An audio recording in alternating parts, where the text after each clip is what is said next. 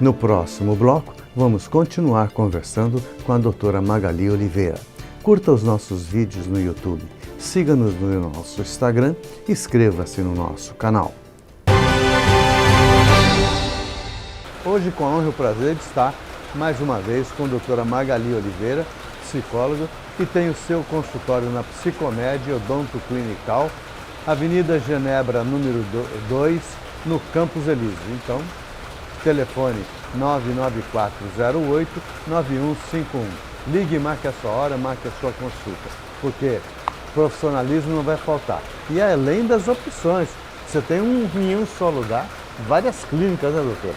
Temos vários profissionais, né? Uma clínica multiprofissional, aí nós temos dentistas, nós temos psiquiatra, nós temos nutricionistas, fonoaudiólogos, psicólogos, nós temos de várias especialidades, né?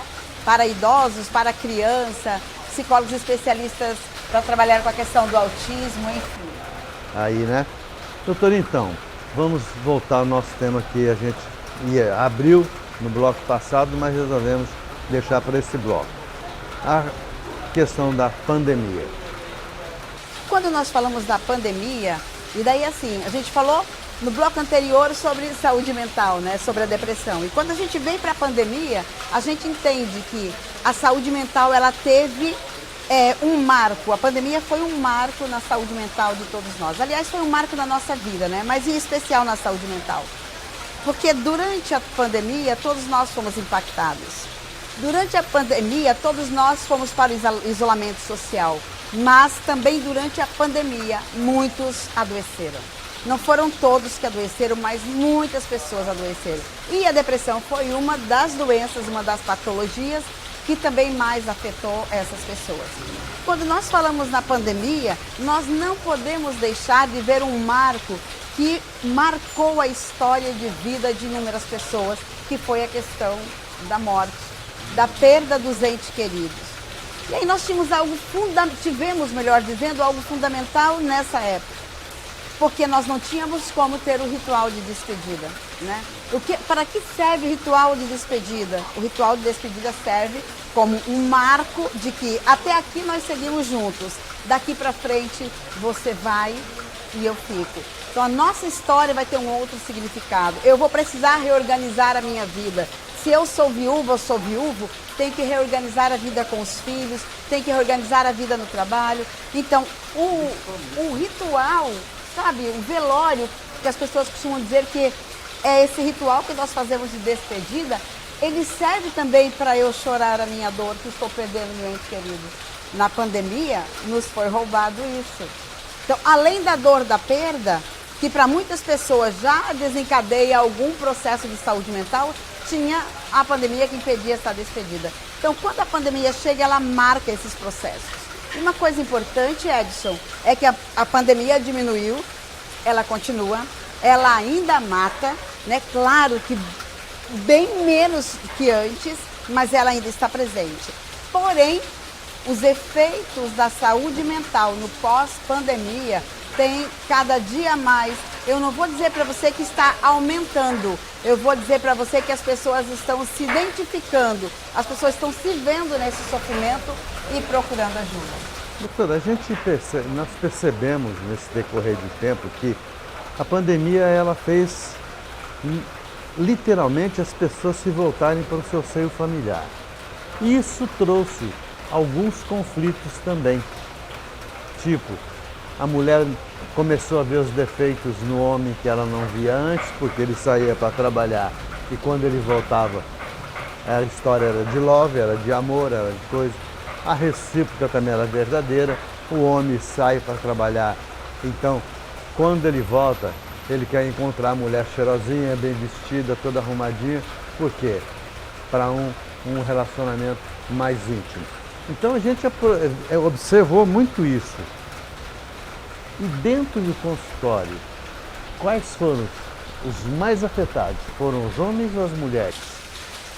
Eu acho que a pandemia nos afetou a todos, né? Todos nós fomos afetados. Eu diria para você que o grande impacto da pandemia foi nas famílias, né? E aí as famílias de um modo geral. De homens e homens, mulheres e mulheres, homens e mulheres, enfim. Por que eu falo que foi na família? Porque esse padrão de homem que você falou, que sai para o trabalho, volta, chega em casa, encontra a esposa, né? E aí, enfim, e estava com saudade. A esposa que também trabalha ou que estava em casa, encontra esse marido. Tudo isso mudou, porque agora a gente não fica 8 horas fora de casa e se encontra somente para dormir. Começou a conviver dentro de casa e não começou a conviver só marido e mulher. Marido, mulheres e filhos. Os pais passaram a ser professores dos seus filhos. Tinha que ensinar a tarefa, a criança tinha que parar na frente de um computador para assistir uma aula online e os pais tinham que fazer tarefa em casa. Esses pais não sabiam ficar com seus filhos. Muitos pais tinham babás que cuidavam dos filhos enquanto eles trabalhavam. As babás foram dispensadas porque elas não podiam morar na casa dos seus patrões por conta da pandemia. Então os pais tinham que cuidar de criança, se era bebê pequeno, tinha que trocar fraldas, se era criança 2, 3 anos, tinha que ter o tempo de brincar, tinha que cuidar da esposa, tinha que cuidar do marido, tinha que cuidar da casa. Então, todos esses afazeres trouxe um desarranjo, sabe? E nem todo mundo estava preparado para isso também, Eu acho né? que ninguém Ninguém, né? Eu acho que nenhum de nós estávamos preparados para essa vivência tão intensa. Então, o índice de pessoas que se separaram, eu não tenho agora para te dizer. Não saberia dizer estatisticamente. Mas, empiricamente, dentro do consultório, eu tenho um índice bem considerado que eu poderia dizer que das pessoas que me procuram, 30% delas se separaram na pandemia. Inclusive, ontem, falando com uma pessoa que está no processo de separação ainda pelos resquícios da pandemia. As pessoas não se conheciam, marido e mulher não sabiam seus hábitos, não sabiam o que as pessoas mais gostavam. E aí, quando se depara o dia inteiro trancafiado numa casa, sem a possibilidade de sair, porque em Manaus teve uma época que 10 horas da noite todo mundo tinha que estar em casa.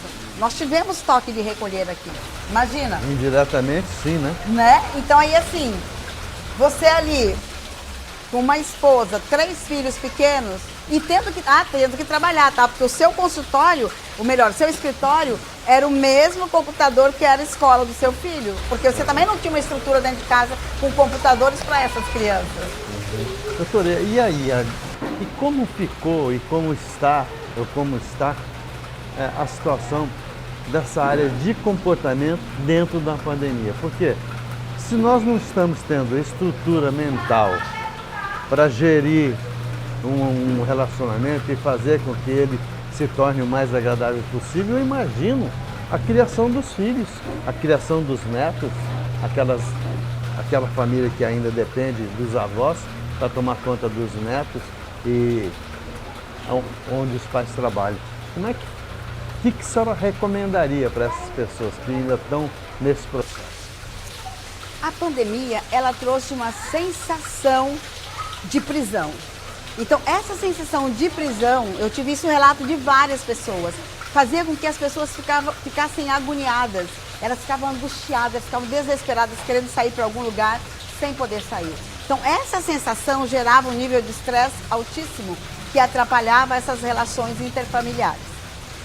Mas, em contrapartida, essas famílias que precisavam estar mais próximas e que já tinham uma convivência um pouco mais nesse dia a dia de filhos, de vó que cuida de filhos, de mãe que estava ali mais perto dessa rede de apoio, não foi tão afetada assim.